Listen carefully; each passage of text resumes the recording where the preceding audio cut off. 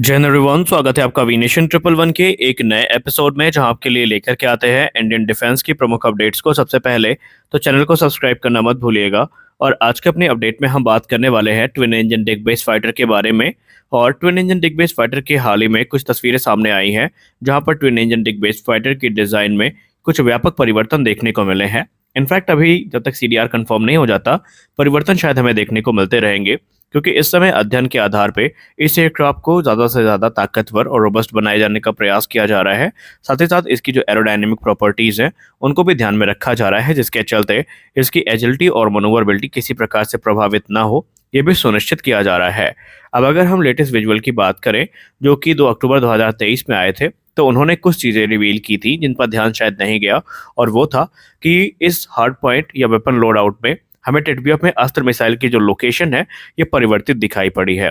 जी हाँ, पहले अगर हम बात करें तो इसे अंडर फ्यूजलाज रखा गया था, यानी फ्यूजलाज के नीचे जो अस्त्र मिसाइल है इनको लोकेट किया गया था। लेकिन अब फिर से इन्हें रिलोकेट करके जो विंग रूट पोजीशन है वहां पर लाके रखा गया है। जी हाँ, अब आप अस्त्र मिसाइल की जो पोजीशन है उसे विंग रूट लोकेशन पे आइडेंटिफाई कर सकते हैं, जहां पर ये अपने बीबीआर मिसाइल्स को कैरी करने वाला है। अब इसके कुछ कारण भी हो सकते हैं और कुछ पोटेंशियल बेनिफिट्स भी हैं, जिनको ध्यान में रख करके ये काम किया गया है, क्योंकि इसको लेकर के चर्चाएं काफ़ी तेज़ हैं। और माना जा रहा है कि टेडबीएफ को पूरी तरीके से एक एडवांस फाइटर के तौर पर विकसित किए जाने का प्रयास हो रहा है। एक प्राइमरी रीजन जो हो सकता है अस्त्र पायलन को विंग रूट पोजीशन पे रिपोजिशन करने का या रिलोकेट करने का, वो हो सकता है एयरक्राफ्ट की जो स्ट्रक्चरल इंटीग्रिटी है उससे संबंधित, या फिर जो लोड डिस्ट्रीब्यूशन है उससे संबंधित ये कारण हो सकता है। क्योंकि अगर हम विंग रूट की बात करें तो ये एयरक्राफ्ट का स्ट्रक्चरली रोबस्ट पार्ट होता है, जो कि ज़्यादा से ज़्यादा स्ट्रेस को और लोड को हैंडल करने के लिए कैपेबल होता है। और ऐसे में मिसाइल पायलट को यहाँ पर रिलोकेट करने से जो ओवरऑल स्ट्रेस है और जो फ्यूजलाज की, उसको हम कम कर सकते हैं। और इससे जो एयरक्राफ्ट की ड्यूरेबिलिटी है और लाइफ स्पैन है ये भी काफ़ी इम्प्रूव हो जाता है। और ये जो चेंज है ये इस चीज़ को इंश्योर करेगा कि जो सेंटर ऑफ ग्रेविटी है वो ऑप्टिमल रहे। इसके अलावा जो बेटर फ्लाइट स्टेबिलिटी और कंट्रोल है एयरक्राफ्ट को वो मिल सके। इसके अलावा एयरक्राफ्ट की जो एरोडायनेमिक एफिशिएंसी है ये भी काफ़ी ज़्यादा महत्वपूर्ण होती है, खासकर अगर हम बात कर रहे हैं फाइटर जेट की। और ये सीधा एयरक्राफ्ट की जो परफॉर्मेंस है, फ्यूल एफिशिएंसी है, मनोवरबिलिटी और स्पीड है, इस पर कह सकते हैं प्रभाव डाल सकती है। अब जो पायलन है इनको फ्यूजलाज के अंदर रखने की वजह से या फ्यूजलाज के नीचे रखने पर जो ड्रैग है ये इंक्रीज हो जाता है, स्पेशली तब जबकि वो मल्टीपल मिसाइल्स को कैरी करते हो। और अस्त्र पायलन को विंग रूट पे मूव करने का एक बेनिफिट ये होगा कि जो टेडबीएफ है ये एक क्लीनर एरोडायनेमिक प्रोफाइल को अचीव करेगा। इसकी वजह से जो ड्रैग है ये काफ़ी रिड्यूस होगा और इसकी जो स्पीड और फ्यूल एफिशिएंसी है ये काफ़ी इम्प्रूव हो सकते हैं। और ये जो एडजस्टमेंट है ये हेल्प कर सकता है एयरक्राफ्ट की जो ओवरऑल एजिलिटी है इस पे भी, जहाँ पर एयर टू एयर कॉम्बैट या अलग अलग प्रकार के जो कॉम्बैट है उसमें ये काफ़ी अच्छे से परफॉर्म कर सकेगा। और जो एक्सट्रीम मनूवर्स हैं उनको भी ये परफॉर्म करने में पूर्णतया सक्षम होगा। अस्त्र मिसाइल पायलन को विंग रूट पे रिलोकेट करने का एक और उद्देश्य ये हो सकता है कि जो इंटीग्रेशन है और ऑपरेशनल इफेक्टिवनेस है वेपन सिस्टम की उसको इम्प्रूव किया जा सके, क्योंकि जो विंग रूट पोजीशन होती है ये बेटर मिसाइल लॉन्च डायनेमिक्स को प्रदान करती है। इसके अलावा जो सेपरेशन होता है और इग्निशन होता है ये भी काफ़ी रिलायबल हो जाता है और सेफ्टी को भी यहाँ पर ये काफ़ी ज़्यादा इंश्योर कर देता है। और यही कारण है कि शायद यहाँ पर जो अस्त्र मिसाइल के पायलन है उनको रिलोकेट किया गया है। अब यहाँ पर जो ये चेंज है ये एक और चीज़ को फैसिलिटेट करेगा, जो कि होगा ईजियर मेंटेनेंस और क्विक आर्मिंग। क्योंकि अगर आप विंग रूट पोजीशन की बात करें तो ये ज़्यादा अच्छे से एक्सेसिबल होती है कंपेयर करें इसे अगर हम फ्यूजलाज पायलट्स की। तो अंडर फ्यूजलाज जो पायलट्स होते हैं वहाँ पर अगर हमें मिसाइल को रीआर्म करना पड़ा तो उसमें काफ़ी टाइम लग सकता है, लेकिन जो विंग रूट पायलन है यहाँ पर ये चीज़ें काफ़ी आसानी के साथ हो सकती हैं। और ऐसे में जो टेडबीएफ होगा इसको रीआर्म करने में काफ़ी मदद मिलेगी। हालांकि टेडबीएफ जो है अलग अलग प्रकार के वेपन और सेंसर्स को कैरी करेगा, जो कि मिशन रिक्वायरमेंट के हिसाब से होने वाले हैं। टेडबीएफ एक ऐसा एयरक्राफ्ट होने वाला है जिससे मुख्यतः एयरक्राफ्ट कैरियर से ऑपरेट किया जाएगा, और इसके निर्माण में जो एलसीए नेवी है वो महत्वपूर्ण भूमिका निभा रहा है।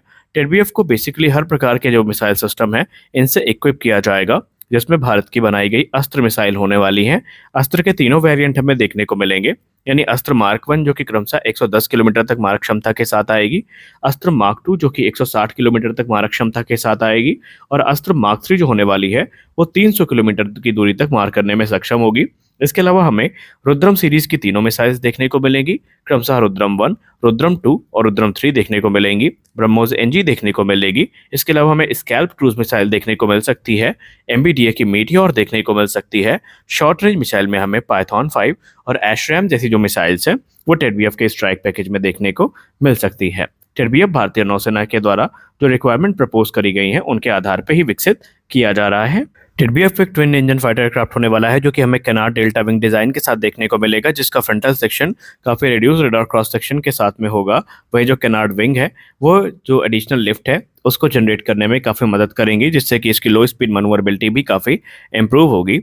ये एक लॉन्ग एंड्योरेंस मिशन को एग्जीक्यूट करने वाला फाइटर एयरक्राफ्ट होगा जो कि दो घंटे से ज़्यादा इसका जो एंड्योरेंस टाइम है वो हो सकता है। वहीं अगर हम इसके रेंज की बात करें तो इसकी जो स्ट्राइक रेंज है ये 400 नॉटिकल माइल से ज़्यादा होने वाली है, जहां पर इसका मैक्सिमम फ्लाइट एल्टीट्यूड 55,000 फीट का होगा। इसको पावर करने के लिए 2 जनरल इलेक्ट्रिक F4N4 इंजन का इस्तेमाल किया जाएगा जो कि 98 किलोन्यूटन थ्रस्ट क्लास के इंजन है। वहीं इसकी मैक्सिमम स्पीड आपको मैक 1.8 की देखने को मिलेगी और ये +9 से लेकर के -3 तक का जो जी लिमिट है उसको विथस्टैंड करने में सक्षम होगा। इसका जो मैक्सिमम ऑल ऑफ वेट होने वाला है वो 26 टन का होगा और इसकी पेलोड कैपेसिटी 7.6 टन की होगी, जहां पर ये अपने 12 एक्सटर्नल स्टोर्स में या हार्ड पॉइंट्स में अलग अलग वेपन्स और दूसरे जो पेलोड्स हैं उनको कैरी करने में सक्षम होगा। इसमें air to air missile, anti ship missile, air to ground strike missile, anti radiation missile शामिल होने वाली हैं जो कि इसे काफ़ी मैसिव बना देंगी। इसका जो अनफोल्डेड विंग स्पैन है ये 11.6 मीटर्स का होगा। वहीं इसका जो फोल्डेड विंग स्पैन है 8.3 मीटर्स का होने वाला है। वहीं इसका विंग एरिया 53.5 स्क्वायर मीटर्स का होगा। और जो बड़ा विंग एरिया है इसके अपने भी एडवांटेजेस हैं, जैसे कि ये एयरक्राफ्ट को कह सकते हैं टेक ऑफ करने में काफ़ी मदद करता है और इसकी जो स्टॉल स्पीड है उसको भी काफ़ी कम रखने में ये मदद करता है। अगर हम इसके लेंथ की बात करें तो इसकी जो ओवरऑल लेंथ होने वाली है ये 17 मीटर की होगी। वहीं इसकी जो हाइट होने वाली है ये 5.65 मीटर्स की होने वाली है। टेडबीएफ की जो नेटवर्क सेंट्रिक कैपेबिलिटी है ये काफ़ी एडवांस होगी, जहाँ पर इसमें हमें मल्टी सेंसर डेटा फ्यूजन देखने को मिलेगा, जो कि एडवांस सेंसर जैसे कि गैलियम नाइट्राइड बेस ईसा रेडार हो गया, infrared search and track system, unified electronic warfare sweet और मिसाइल अप्रोच वार्निंग सिस्टम के साथ इंटीग्रेटेड होगा, जो कि इसको काफ़ी एडवांस फाइटर एयरक्राफ्ट बना देगा। डेवलपमेंटल टाइमलाइन की बात करें तो फिलहाल तो अभी इसका फुल फ्लेश डेवलपमेंट तभी शुरू होगा जब फंड्स अप्रूव किए जाएंगे सीसीएस के द्वारा। इस समय तकरीबन 14,000 करोड़ रुपए की राशि की ज़रूरत है और जैसे ही 14,000 करोड़ रुपए की राशि आवंटित कर दी जाती है तो 4 प्रोटोटाइप्स का निर्माण किया जाएगा और इसको ऑपरेशनल होने में तकरीबन अभी 10 वर्षों का समय यानी 1 दशक का समय लग सकता है। तो यहाँ पर भारतीय नौसेना और आडा पूरी रफ्तार के साथ इसमें लगी हुई हैं। बस इंतजार है सीसीएस अप्रूवल का और माना जा रहा है कि जनरल इलेक्शन के बाद ये चीज़ें हमें देखने को मिल सकती हैं। तो आज के इस वीडियो में बस इतना ही। मिलते हैं अगले वीडियो में, तब तक के लिए जय हिंद।